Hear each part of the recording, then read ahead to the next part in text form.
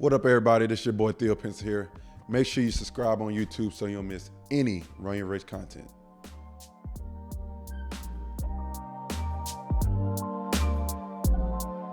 What up, everybody? It's your boy Theo Pinson here with another episode of Run Your Race with my boy Justin Jackson. Yeah, got my boy J Jack back. AJ, he's on the road again. Y'all know he doing what he got to do. But we got my boy J Jax here, man. We just coming to you with the most up-to-date news, talk about the real stuff that's going on. And we're going to waste no more fucking time. Carolina Duke happened. And Hong, y'all got that ass whooped.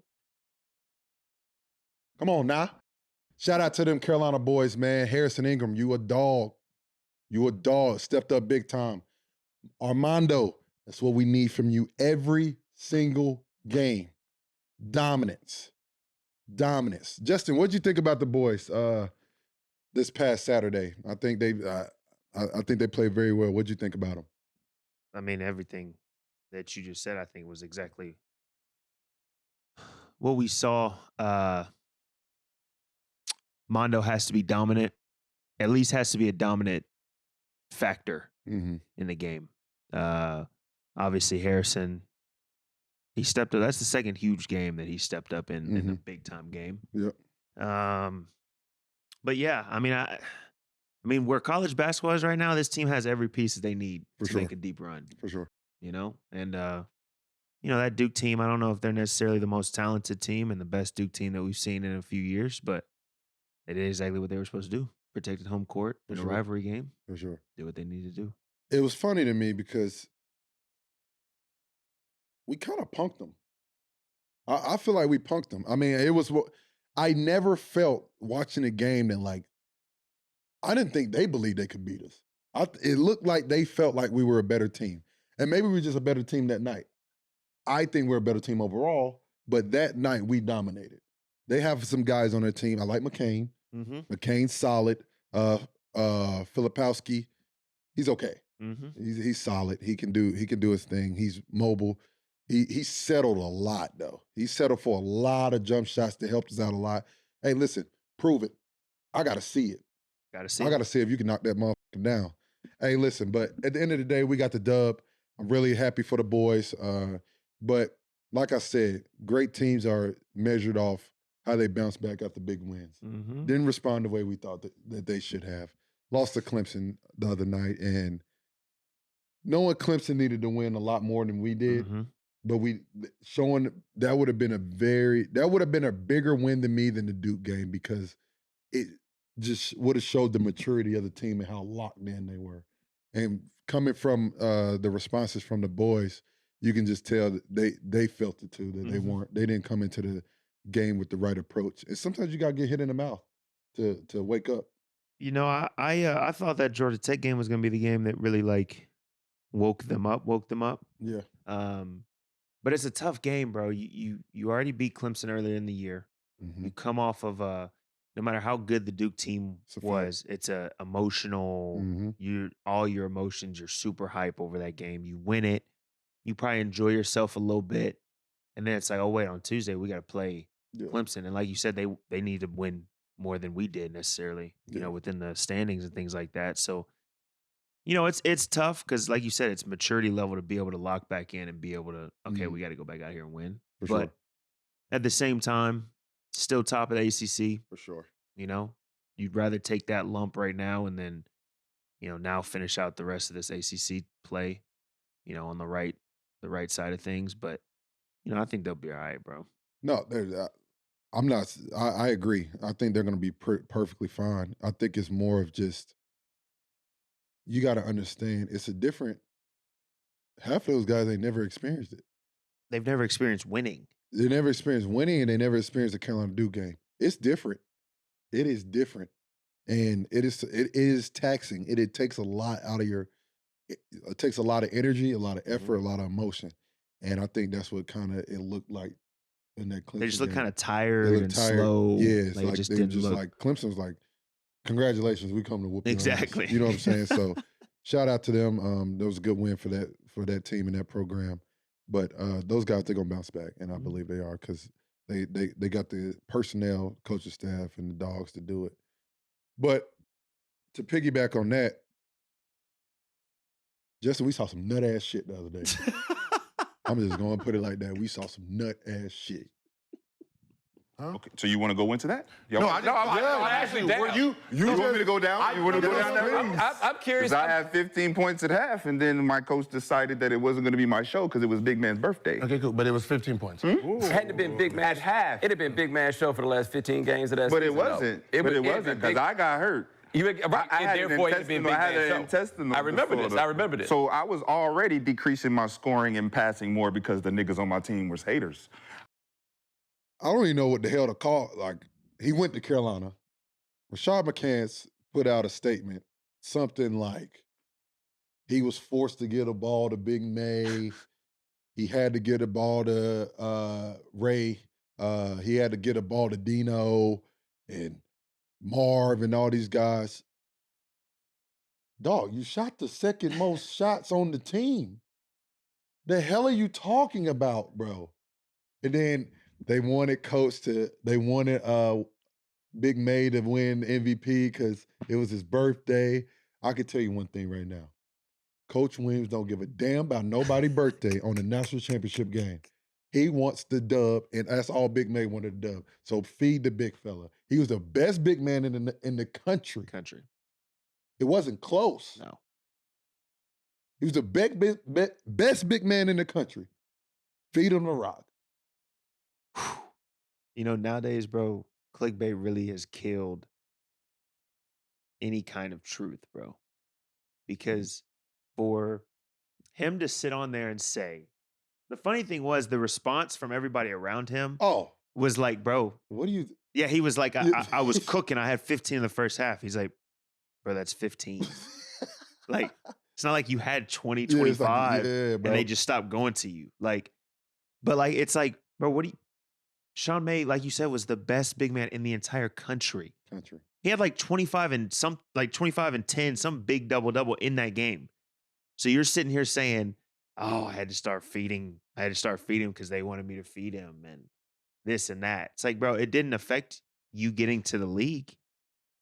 It's not like that held you back from anything that you could have accomplished at all. This is my issue. No one said you were nice. Nice. You cold, bro. Just let it you were part of a great team. Yeah. One of the best, if not the best, in the entire UNC history. And you're trying to diminish your team because they said you thought they told you to pass the ball to people. Come on, bro. What are you talking about? Yeah, bro. It's come on. It's sick work. I get it. But at the same time, let's keep the facts. Yeah. You know, and let's not sit here and over. You had a lot of great players around you. A ton. And at the same time, you were talent-wise, you possibly were the best on that team. Nobody is sitting here saying that you were a bum or you weren't good. Nobody said that. Bro, you were extremely nice. Yes. If they needed like a bucket from the perimeter, they gave you the rock and said, get out the way. Let's go get us one. Period. And my thing is, do you get that without Ray? You know what I'm saying? Like, everybody feeds off everyone on every team. Yeah, that's just how basketball works. Every winning team, dog, we don't win a national championship without Kennedy Meeks. 100%. We don't win a national championship without Luke May. Like, bro, it's everybody. Luke didn't play worth and I would tell Luke didn't play worth the shit in the Final Four. Didn't do nothing. But he was the only reason we were there. The only reason, bro. The Sweet 16 and Elite 8 game, Luke was the best player on the floor. Easily. Cooking. Easily. Bet. Easily the best player on the floor. So then, okay, Isaiah Hicks, damn near the game-sealing bucket to win his national championship. Exactly. Isaiah was struggling. Yeah. Struggling. Got to the Baja. Everybody's important, brother. Bro. Everybody's important. And that's the part that really pissed me off, and I know it did you too. So we had to address that. Yeah. Had to address the nutty shit. But recently, my boy Kyle went back to BK, got to the Baja Mar. No Bahamas. None. That was tough. Y'all like that? That was smooth. That was smooth. That was smooth. Y'all like that? Hey, but hey, listen, bro. I agree with him. The shoulda, coulda, woulda stuff has to stop, bro. It's got to stop. It has to stop because everybody knows. Everybody, it is not a secret. No. It just didn't work out. And it's okay. It didn't work out in Brooklyn. So you move on. Something happened where they're like, listen, it's just not the right fit. Let's just go our separate ways. Cool, bet. Let's do it. Everybody's happy now. What is wrong with that? Bro, why are we holding on to it still? We're holding on to it, bro. If Kyrie doesn't get hurt. Look, I'm telling you. And let's go and talk about this. J-Jax was on the team, so talk about it. Yeah, let's talk firsthand experience, okay? I didn't get in the game until dirty time, okay? But if James Harden and Kyrie Irving do not get hurt, they low-key sweep us when I was with the Bucks. They beat us by 40 the first 2 games in Brooklyn. They beat us by 40. And when I tell you it was so bad, I had my car shipped back home when I got back home from Brooklyn. Yes. Because I was like, hey, look, I want my car to be there when I get there after these next 2 games. It was that bad. It was that bad. Play the clip. Like, I'm talking about like, there was nothing we could do. Yeah. And then injuries happen. Period. The crazy thing is, James got hurt.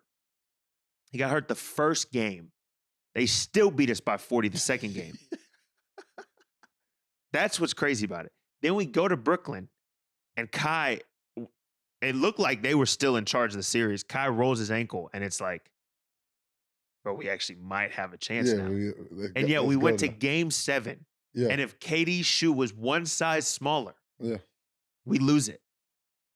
So, okay, yes, woulda, coulda, shoulda. If that team was healthy, they were winning the entire thing. I don't care what anybody says. I don't care what nobody says. I don't care what anybody says. But sports happen. Injuries happen. Mm-hmm. Like, and it's not their fault that they got hurt. Mm-hmm.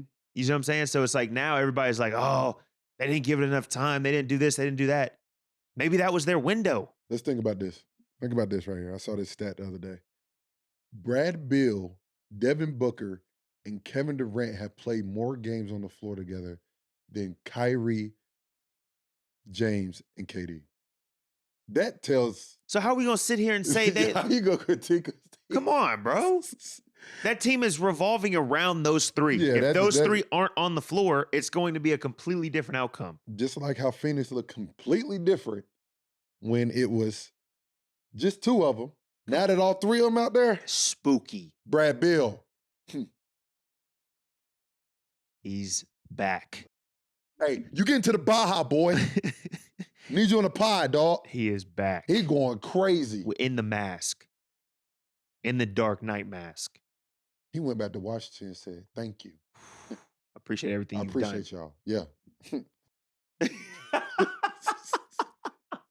Hey, he going crazy, my boy. Crazy, Phoenix bro. look good. They look good. Phoenix looks good. Hey, before we get that, we need to talk about Phoenix too.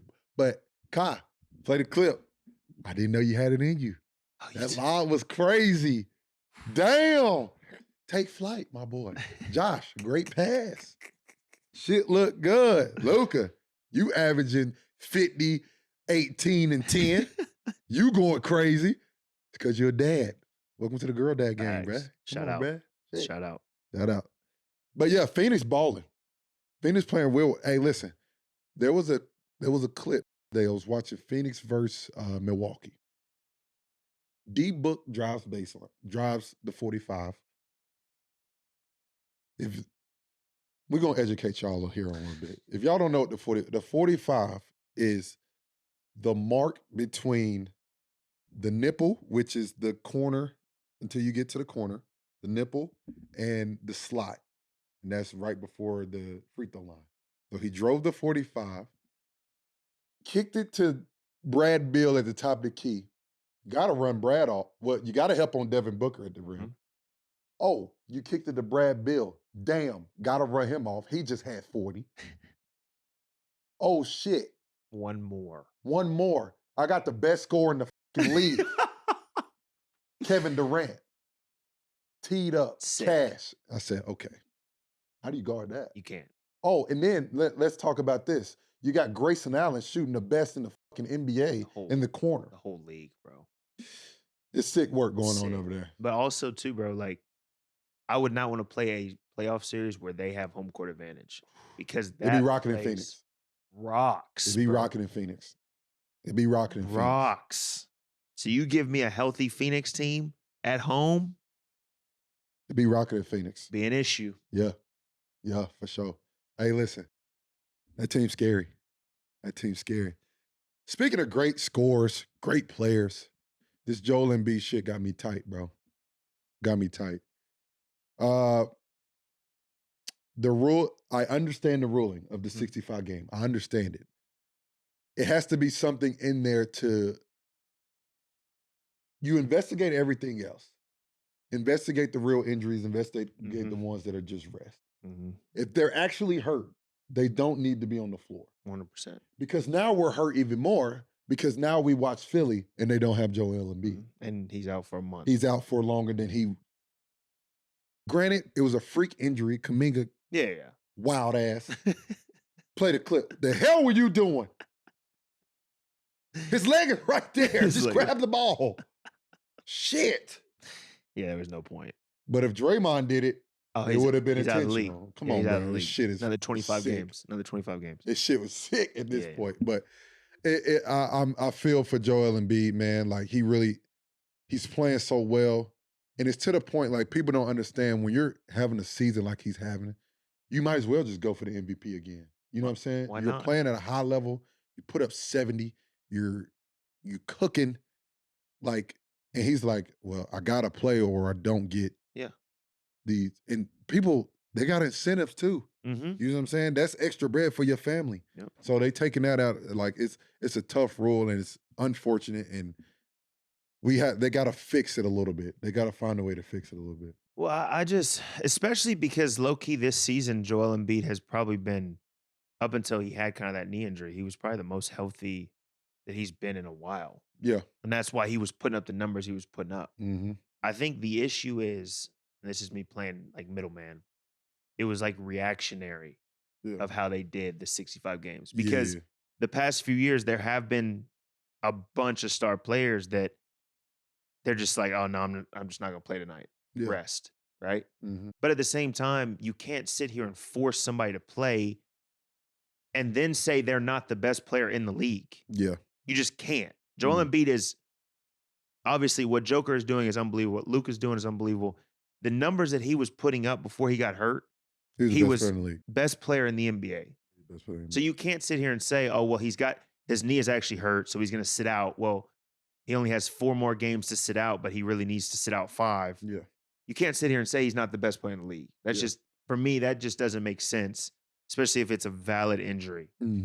So I think because they just straight up just said, hey, 65 games you have to play, as opposed to like, hey, look, if you have a legitimate injury, those aren't going to count towards your, like, it's not going to count towards the 65 games. Yeah. You know what I'm saying? Yeah. There has to be some sort of middle ground because if not, you're going to have players doing this all the time, playing through an injury, making it worse, and then come playoff time when people really want to watch, they're not going to be fully healthy. And it's scary too because it's like Tyrese Haliburton. He's close to not being on it. Like, he's an all NBA player, and no one's 40 mil if he misses out. Think about that. That's sick. That's sick to even talk about, bro. Like, come on, bro. Like, he hurt his hamstring. And everybody saw the video. You saw the video. Like, he did a split. A whole split. We're not supposed to be doing splits, bro. My man did a whole split. You know what I'm saying? So, like, and clearly he wasn't trying to. Yeah. So, his hamstring really just went out. Yeah. And now he's getting penalized because playing basketball, he just got hurt. Yeah. And it's just fucked up. It's fucked up in my opinion, but it's a crazy thing to think about. And hopefully they fix it. I think it's something that, especially like a guy like Tyrese, though, just because, like, you don't know if he gets back there. Someone else might be having another great year next year. Exactly. You know what I'm saying? So you don't want to take that opportunity away from him like that. But he's playing right now and playing well and hooping. So hopefully he stay healthy and he gets that All-NBA as he deserves. Shout out to Prize Picks, our presenting partner. Make sure you go check them out. It helps run your race. They are the daily fantasy sports game. At Prize Picks, you're only playing against the players' projections. You pick 2 to 6 players. You either pick more than or less than. And it's very easy. It only takes 60 seconds to make your picks and submit your entry. You can make 25 times your money. So if you put in $100, you can make $2,500. If you put in $10, you can make $250. With the NFL season coming to an end, Prize Picks still got you.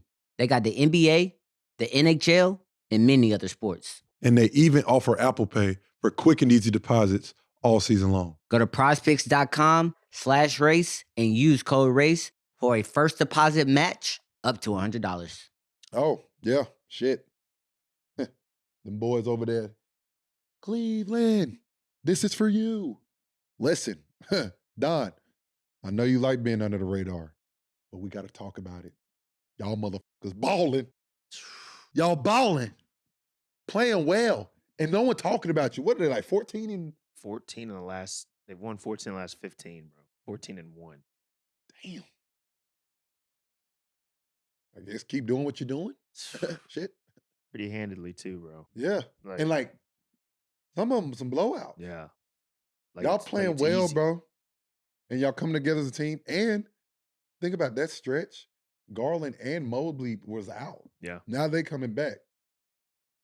They figuring it out. They figuring it out. And they got a taste of the playoff last year. Mm-hmm. And I'm pretty sure it's a bad taste. They want to get back there and prove that they can be a team to compete in the East. Because that East tough. That East is tough. But I like them, bro. Like you look at that team. You've got Mobley and Jared Allen on the back line, bro. Mm-hmm. Mm-hmm. They're swatting everything at the rim.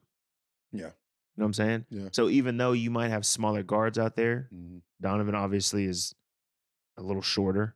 Yeah. Darius is a little smaller. It doesn't matter. They get beat.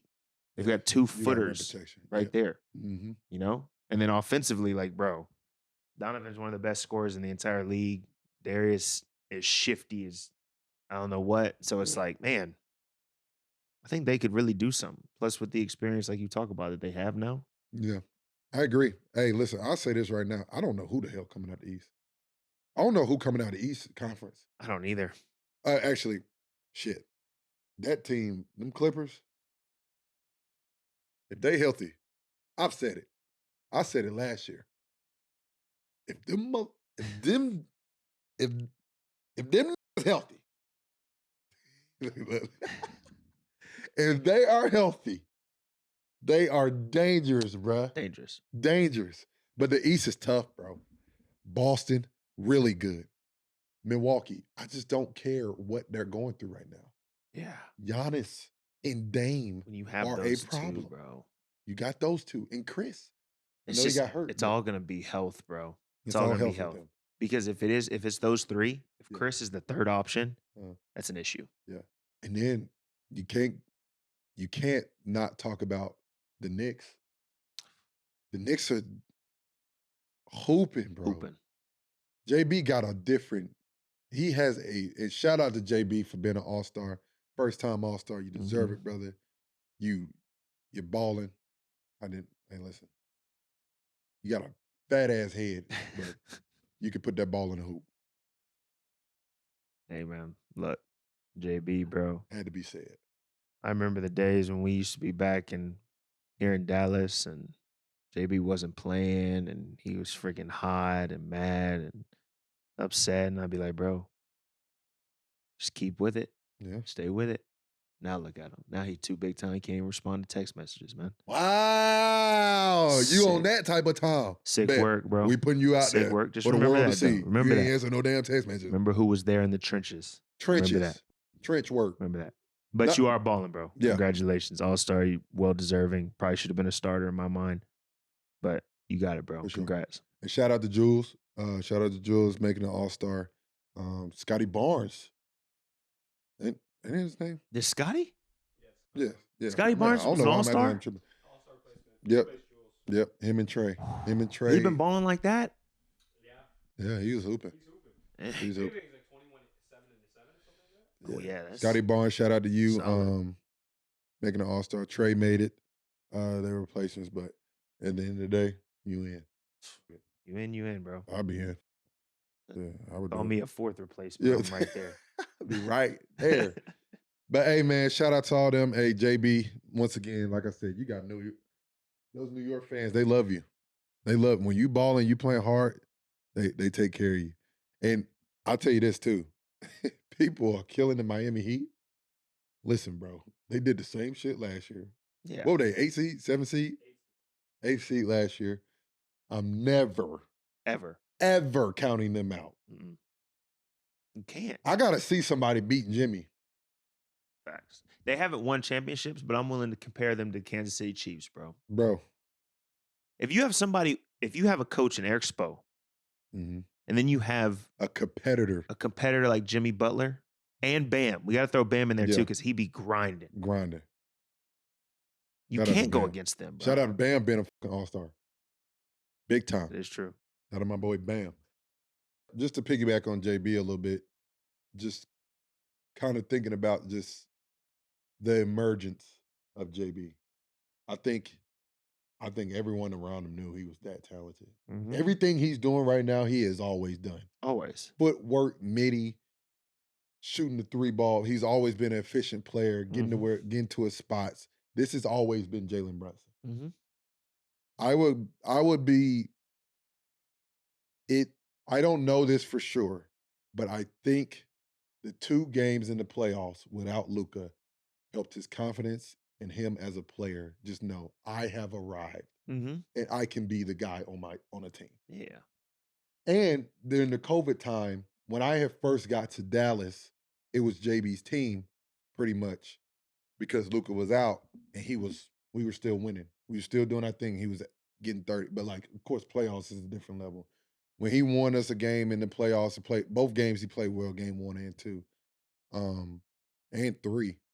Yeah, Luka didn't come back to game 4. So he played well all of those and was carrying us and did his thing. I think that gave him the okay and the confidence to be like, yeah, I can go somewhere else and do my thing. Confidence is a drug, bro. For sure. That's one thing people don't realize with sports in general, but in basketball, bro, if you can be the same exact player. Like, I look back, I'm the same exact player that I was my rookie year. Mm-hmm. But my confidence now in my game compared to my confidence then was totally different. Yeah. So my shooting percentages are higher now. Mm-hmm. My, whether it's defensively, I have more confidence in myself defensively, so I can play a little bit better defense now. Like, when you have games like that where he basically won the games, right? And then you go into free agency and New York's like, hey, yo, we need you. Confidence is through the roof. 100%. So it's like now that player that I was before that was really good is on steroids. Yeah. Because now it's like, I am him.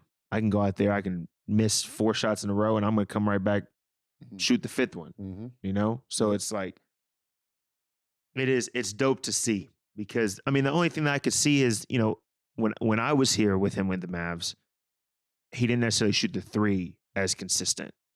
But when I say every night he was back in the gym, like working with, I think it was Pete at the time. Yeah. Shout out Pete. He was there every night working on a shot every night, bro. Like, I try to get dinner with him sometimes. He's like, all right, I got to go to the gym first, whatever. And now you see he's shooting 40 from 3. Like, numbers are insane. Yeah. So it's the work that he put in for sure, but then you throw that confidence in there with the kind of player he already was, bro. It's a dangerous combination. I think I saw that he's leading in points in the paint.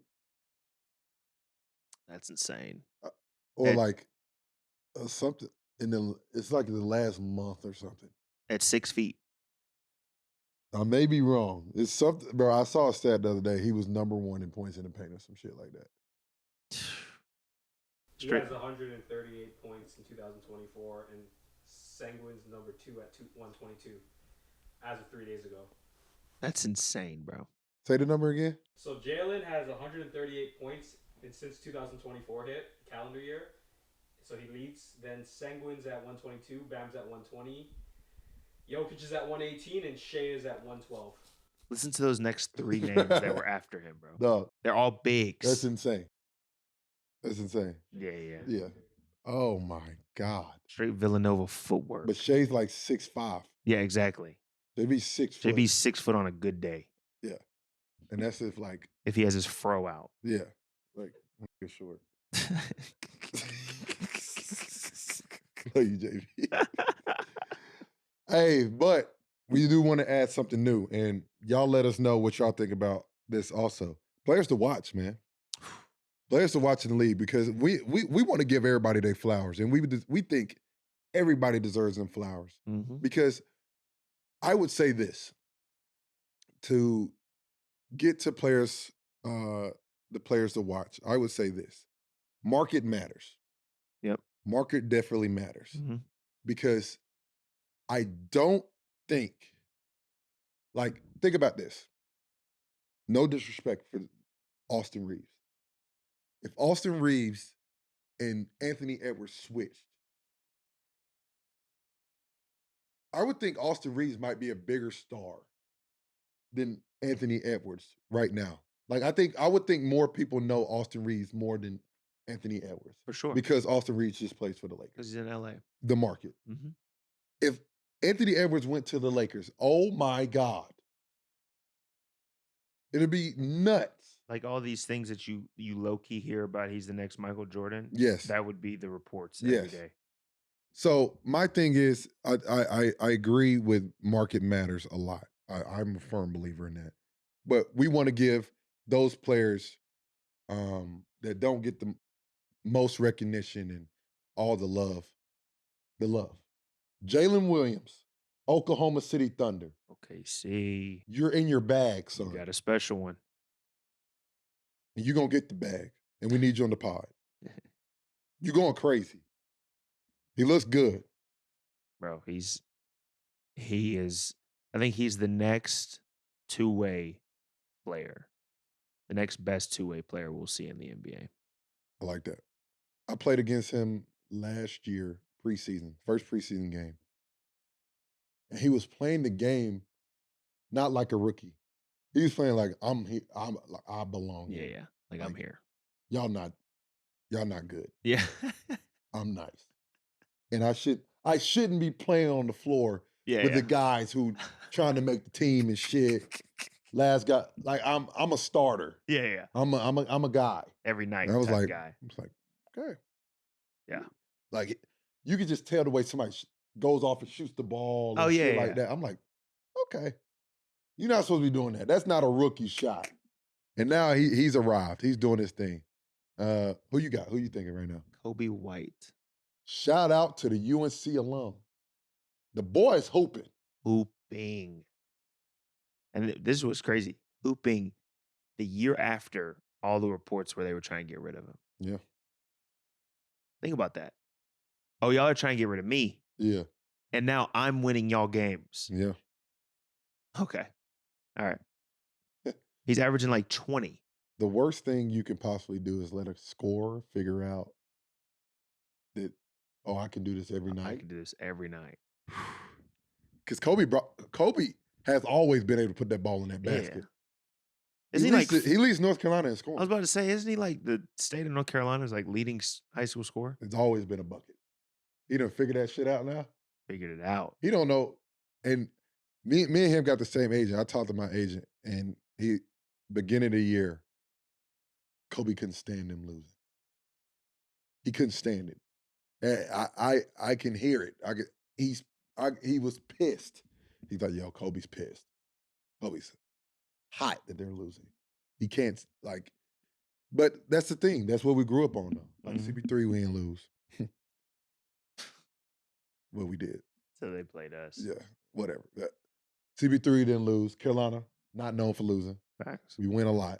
You know what I'm saying? That's hard. And he's a winner, natural born winner. He's putting that ball in the basket. Shout out to him. And Dante DiVincenzo, you got the bag. You're balling. He's been balling too, bro. My goodness. He looked good out there. Them Nova boys out there looking good. Bro, it's a whole Nova team, bro. That pisses me off. It's a whole Nova team. That kind of pisses me off. And then I saw a report that like Mikal Bridges was like in a trade target. I'm like, bro, you can't have four guys on the same team. Yeah. And then next thing you know, Tibbs gonna be going and Jay Wright gonna pull up. That'd be sick. That'd be sick work. And then they bring back Chris Jenkins. Hey, chill. Then I'll be pissed. Chill. That'll be sick work. That would be sick. You know what I saw on Twitter yesterday or 2 days ago? I saw. Can you believe there's top 15 picks? It was J-Jax, Justice, De'Aaron. Is that picture of you guys at Houston? Oh yeah. Y'all all look nasty. Y'all all look nasty. Find a picture. We were still killers though. Yeah. They had some dogs on their team though. Who was the last one? They didn't win shit Kelly either. Oubre. They had all that talent and didn't win nothing. That's because, come on, bro. We ain't need to win nothing. We didn't need to win anything. Our resume already showed. Oh my God, this guy here. But there was some recent there's been some recent talk on my guy, Austin Rivers. He made a comment the other day talking about he hoped Bronny doesn't go to the same team as LeBron, make his own path or whatever. Yeah. He kind of compared it to him and Doc. My personal opinion, I feel like it's a acceptable comparison. Other people don't. I think LeBron the damn coach anyway. You would be playing for the coach. Facts. So at the end of the day, I don't see it being a big problem. I think Austin felt like it would be a problem. I don't think it would be a problem. Yeah. I think there's a difference between coach and player. As far as he sees the things on the court and he can teach them the nuances of how to be a pro or whatever. There's a difference when you're a coach. You got to look after the whole team. You see what I'm saying? You gotta have a feel for everybody. You can't just pick favorites. You know what I'm saying? And stuff like that. I think I can see it from both sides. I think either side can be right. I do like the point that Austin, because let's just go ahead and say here, Austin Rivers coming out of high school and even coming out of college was a demon. Yeah. Right? So, and then we're not going to sit here and act like Doc Rivers was just a bum either whenever he was playing. Exactly. You know? So, I mean, his jersey's in the Raptors. Yeah. So, Milwaukee.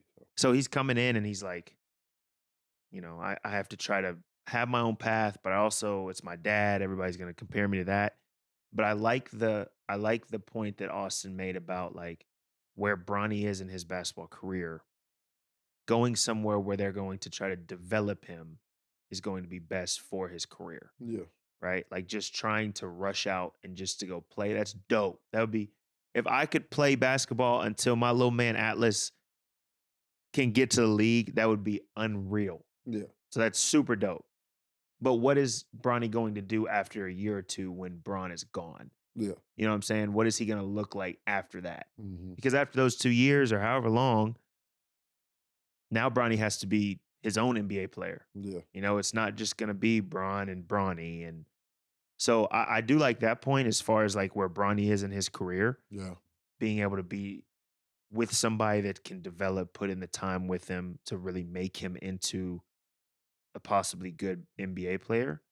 I think that's a good point. I don't know why everybody's killing Austin for saying that. Yeah. But, you know, either way, I don't think it's wrong. For sure. My only thing to that is who better to learn from than LeBron though? For sure. That's the only that'll be my only question. I'm like, yeah, I can see you over there to develop with them, but that's a valid what they're point. Gonna tell you that I can't. It's a valid point. But you gotta think though, whatever team Bron is on, they're gonna be trying to win at the same time. Yeah. So you're not gonna necessarily have all the time and resources to just say, hey, Bronny, this is going to be your schedule for the whole season. We're going to do this. We're going to do that. We're going to do this. It's like, no, we're trying to win. Yeah. You know what I'm saying? I think it'll be a dynamic where it's probably going to be, he might go play some games in the G. True. Go play in the G, go get true. a couple reps, you know, no bodies.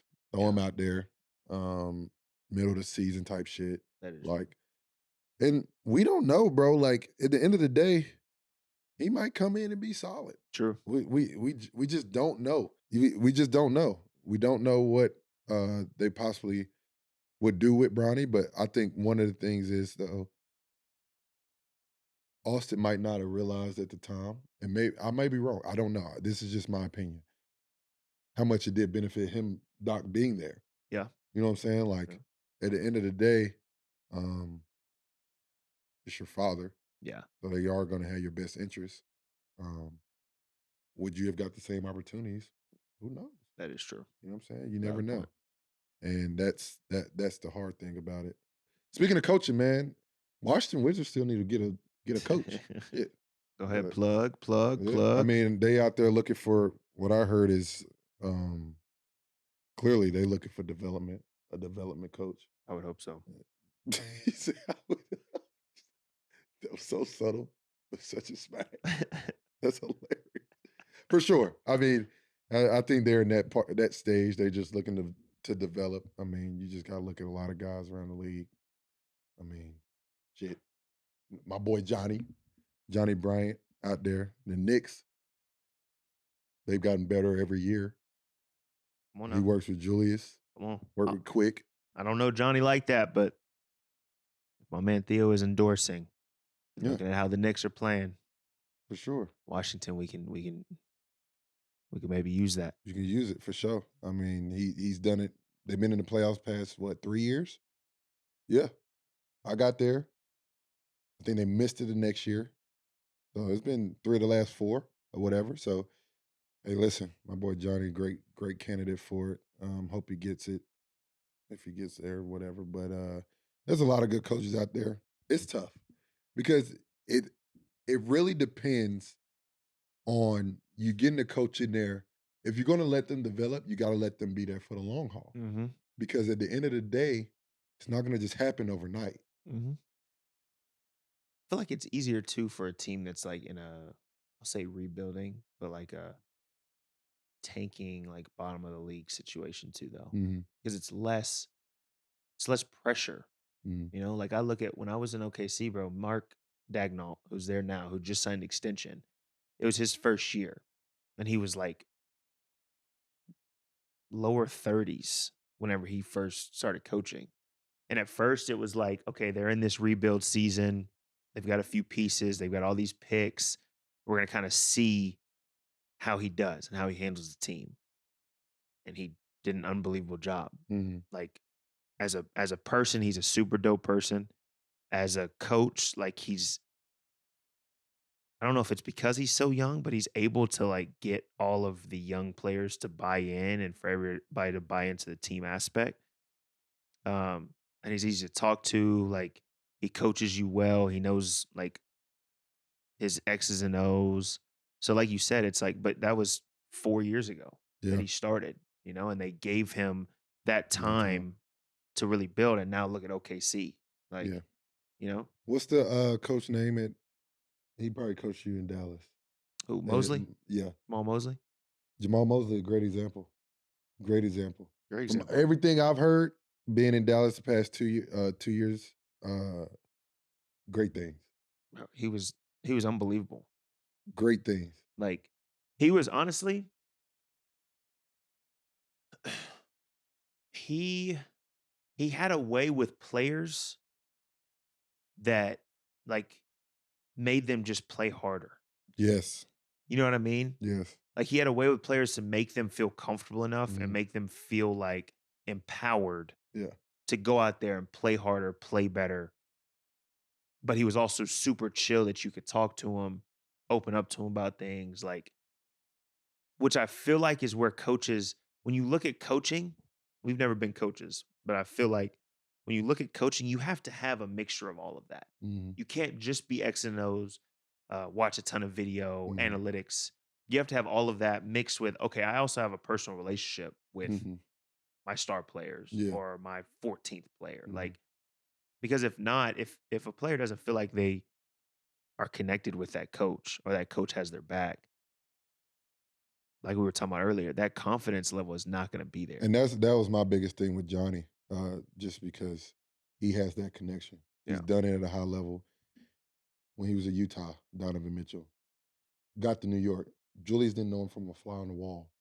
Now he flies Johnnie out here to come work him out.